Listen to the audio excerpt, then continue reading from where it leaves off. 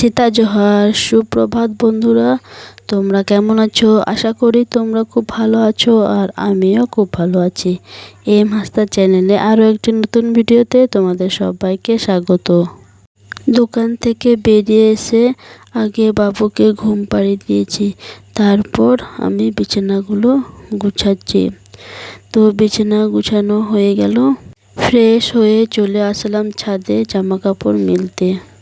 আমি ভোর 4টায় উঠেছি আর আমার বাবু আমার সঙ্গে ভোরে উঠে গেছে, তাই সকাল 7টার সময় আবার ঘুমিয়ে পড়ল।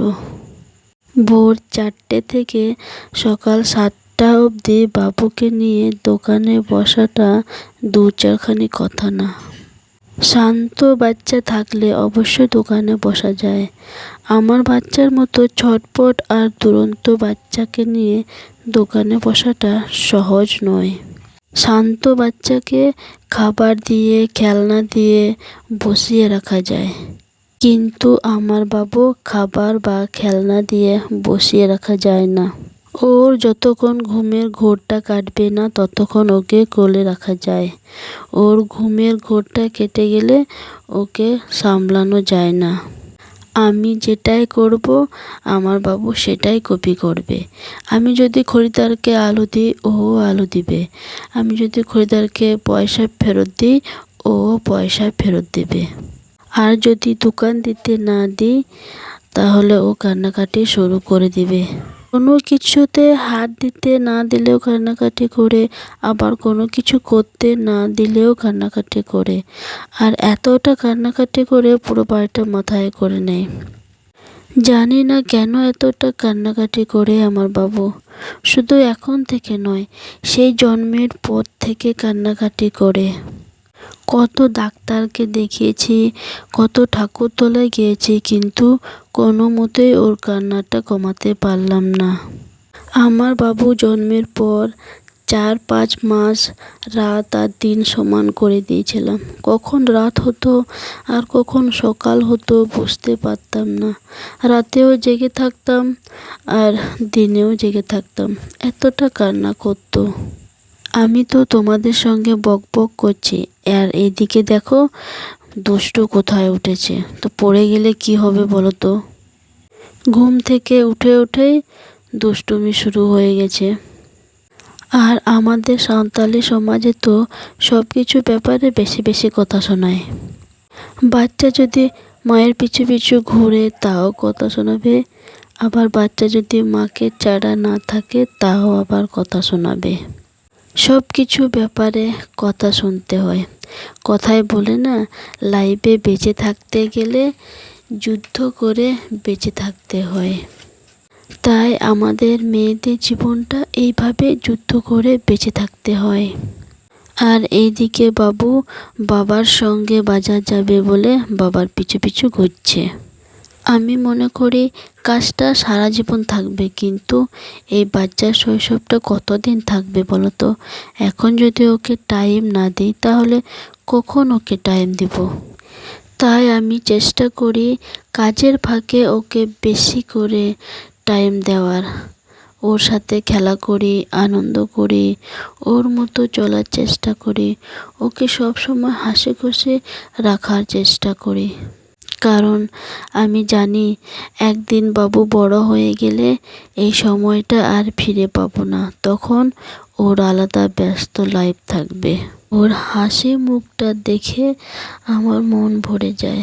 সত্যি আমি মা না হলে না মা হওয়ার কষ্টটা বুঝতে পারতাম না, আর মা হওয়ার আনন্দটাও বুঝতে পারতাম না।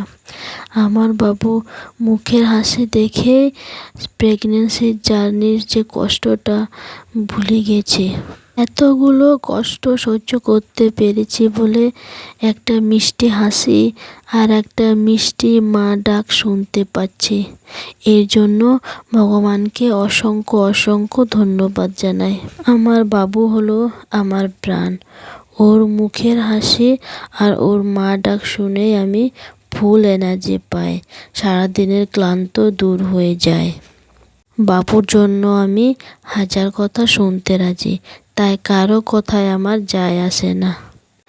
আমাদের সাঁওতালি সমাজে কে কি বললো আমি কিছু মনে করি না।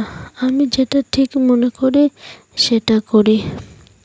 তোমাদের সাথে বকবক করতে করতে আমার বিছানা গুছানো হয়ে গেল, জামা কাপড় মেলানো হয়ে গেল, তারপরে কাগজ কেটে ঠোঙা বানানো হয়ে গেল।